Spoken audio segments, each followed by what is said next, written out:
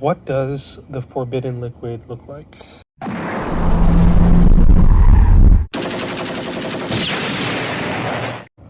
Good morning from the Subaru. We're here in my driveway. It's nice and sunny today. And we've pulled out the long-term oil catch can for your naturally aspirated Subaru.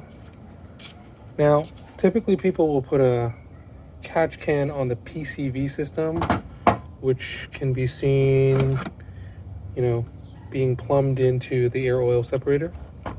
Another story, but the breather line that runs from the top of the engine and up and typically into your OEM intake or your aftermarket intake bung.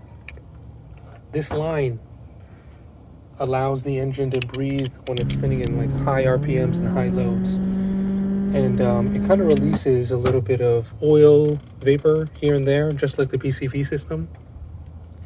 And I've modified this over the years of my car just to understand how the vacuum system works in the car. So here we have the oil catch can that I've been using. It's a pass-through, and I've just clogged it up with some steel wool.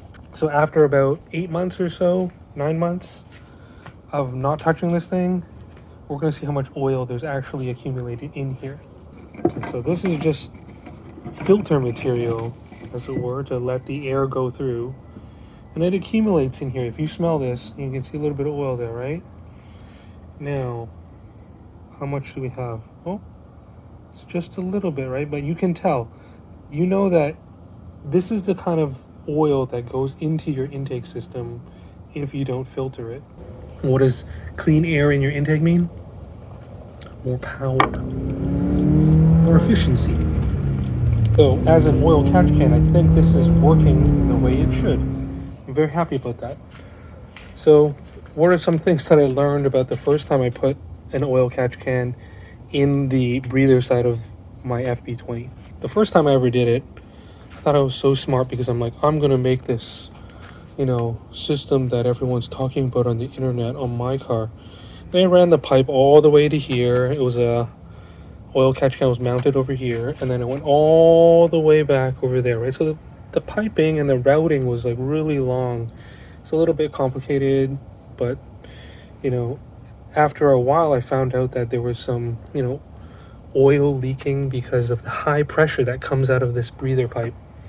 And so after more research and more thinking, I shortened the path to make it more like the path of the OEM.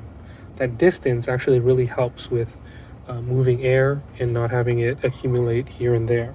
I've had far fewer dirty oiling issues in here. My throttle body has been very clean.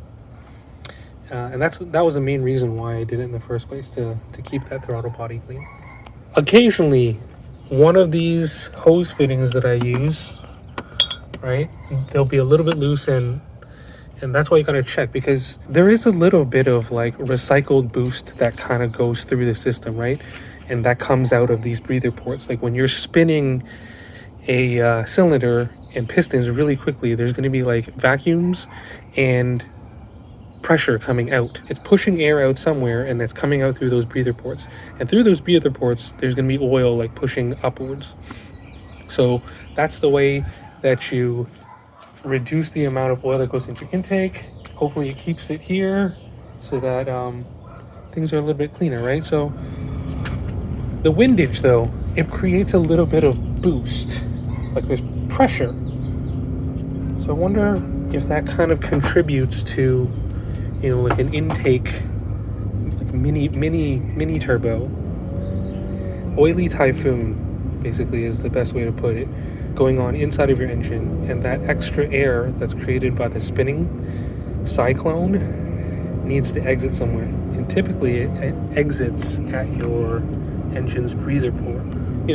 Modifying a vehicle, you kind of got to understand what the OEMs did, and then how you're going to address that with your modifications, right? So reduce the amount of oil going back into my intake system by installing a catch can. What does the forbidden liquid look like?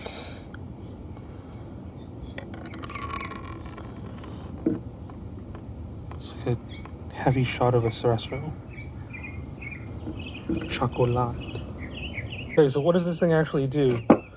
Air comes in through here, gets filtered by this inner material, and then air goes out through this top piece into this pipe, which then goes into your intake bung, right? That gets fed right before your throttle body. So, yeah, it's a simple route. Just make it direct and make sure all of your fittings are tight.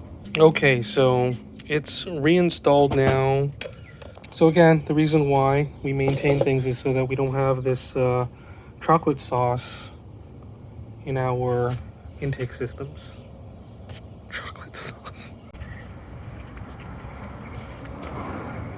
Fucking A.